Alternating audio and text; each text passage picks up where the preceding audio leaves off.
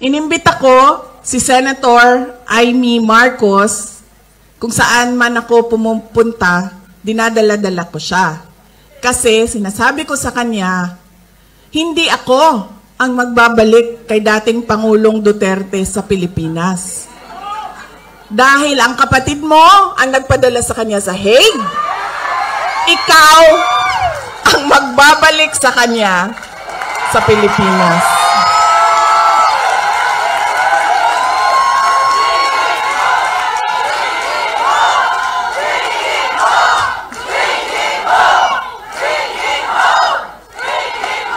Diba? Ako ba din naghatod sa iyahan dito? Dili man?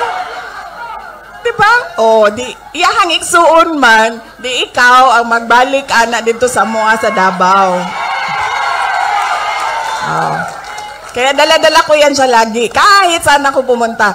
Kasi alam nyo, bakit?